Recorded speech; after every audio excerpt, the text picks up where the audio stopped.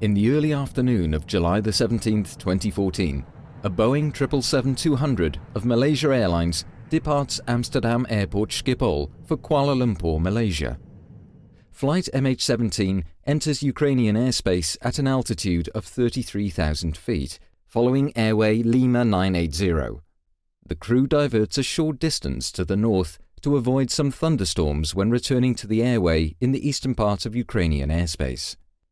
In this region, an armed conflict between the Ukrainian government and armed groups is in progress.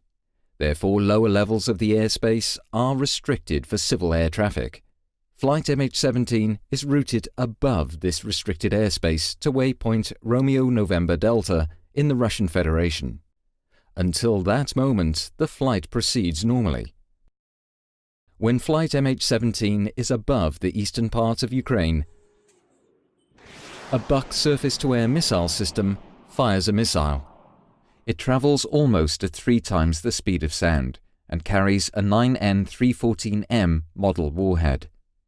Inside it is an explosive core surrounded by 2 mantles containing preformed iron fragments. Radar guides it to its target, where it is detonated by means of a proximity fuse. A Buk surface-to-air missile can reach an altitude of 80,000 feet, exceeding the flight altitude of flight MH17 by far. At 20 minutes and 3 seconds past 1, this warhead explodes to the left and above the cockpit of MH17. About 800 preformed fragments perforate the aeroplane.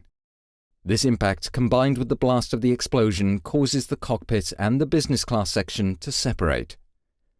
As it descends, the aeroplane disintegrates. None of the 298 occupants survived the crash. The investigation demonstrated that the aeroplane flew at an altitude of 33,000 feet, which is to say 10.1 kilometers. No abnormalities regarding the aeroplane or crew were found. The flight proceeded normally, and no malfunctions of any system or oral warnings were recorded. Also, no distress messages were received by air traffic control. Both flight recorders stopped abruptly at 13:20:03, and from that time, the flight crew of MH17 did not respond to air traffic control messages. Flight MH17 disappeared from the radar. The aeroplane was perforated by hundreds of high-energy objects shaped like cubes and bow ties.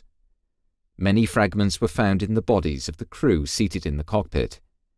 Some of them had a bow tie or cubic shape. The left side of the cockpit area shows a characteristic damage pattern. Traces of explosives were found in the wreckage and on the missile fragments found. Paint on fragments found inside the wreckage matches paint on the recovered missile parts. The point of detonation was determined by the spray pattern on the cockpit and by simulations, and was confirmed by the recorded sound peak. The impact and blast resulted in the aeroplane's disintegration. The wreckage of the aeroplane was distributed over 6 different sites, consistent with the way the aeroplane broke up in the air. Based on these findings, the Dutch Safety Board concludes that flight MH17 was downed by a 9N314M warhead carried on a 9M38 series missile as installed on a Buk surface-to-air missile system.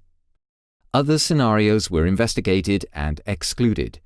No other scenario can explain this combination of factors. The findings are conclusive and support each other based on multiple sources. To that end, we have been able to draw well-supported conclusions about the flight and the causes of the crash. Calculations have demonstrated that the missile's trajectory commenced somewhere in a 320 square kilometer area in the eastern part of Ukraine. The Russian Federation concurs with the conclusion that the crash was caused by the detonation of a warhead, but has reservations regarding the missile and warhead type. However, in our judgment, the arguments in the report overwhelmingly support the conclusions as presented.